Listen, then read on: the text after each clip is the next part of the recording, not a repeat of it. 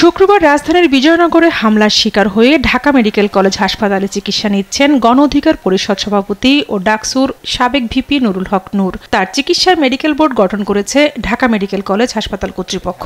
শনিবার সকালে তার জ্ঞান ফিরলেও এখনো শঙ্কামুক্ত নন বলে জানিয়েছেন ঢাকা মেডিকেলের নিউরোসার্জন ডাক্তার জাহিদ রায়হান। এখানে একটা বোর্ড করা হয়েছে, বোর্ডের মেম্বাররা যথেষ্ট আন্তরিক, ওনার সার্ভিসের ব্যাপারে কোনো সমস্যা নেই, উনি এখনো পর্যন্ত আশঙ্কা মুক্ত, কিন্তু ওনার সোডিয়াম লেভেলটা আমরা কারেকশন না করা পর্যন্ত আমরা আশঙ্কা মুক্ত একদম কনফিডেন্টলি বলতে পারছি না।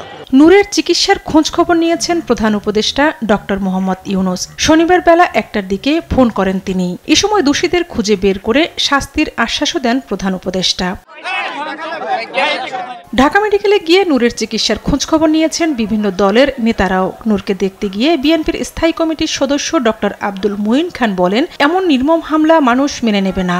নূরের উপরে যে ঘটনা হয়েছে, যে অত্যাচার হয়েছে, যে জুলুম হয়েছে, সেটার জন্য এদেশে আর কোনোদিন পুনরাবৃত্তি না ঘটে। আর এই হামলার দায় সরকার এড়াতে পারে না বলে জানিয়েছেন গণসংহতি আন্দোলনের প্রধান সমন্বয়কারী জুনায়েদ সাকি। তারা তাদের অফিসের সামনে একটা প্রেস ব্রিফিং এর অপেক্ষা করছিল, সেইখানে এসে কিভাবে পুলিশ এবং যৌথবাহিনী এভাবে ধরনের হামলা করলো এবং সেই হামলার উদ্দেশ্য কি কিংবা কারা এই হামলার পেছনে দায়ী, সেটা অবিলম্বে তদন্ত করা দরকার। পরিকল্পিতভাবে নূরকে হত্যার চেষ্টার অভিযোগ করেন গণ অধিকার পরিষদের সাধারণ সম্পাদক রাশেদ খান। নুরুল হক নূরকে দেখে এসেছি, তার অবস্থা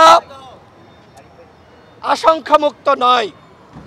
তার নাক ফেটে গিয়েছে, তার চোখে আঘাত লেগেছে, এইভাবে তাকে রক্তাক্ত করবে এইটা কোনোভাবেই প্রত্যাশিত ছিল না। নূরসহ নেতাকর্মীদের ওপর হামলার ঘটনায় আইনগত ব্যবস্থা নেওয়ার কথাও জানান গণ অধিকার পরিষদের নেতারা। যারা এই হামলায় জড়িত তাদের বিরুদ্ধে সেনাবাহিনীকে ব্যবস্থা নিতে হবে। ঝর্ণা রায়, দেশ টিভি, ঢাকা।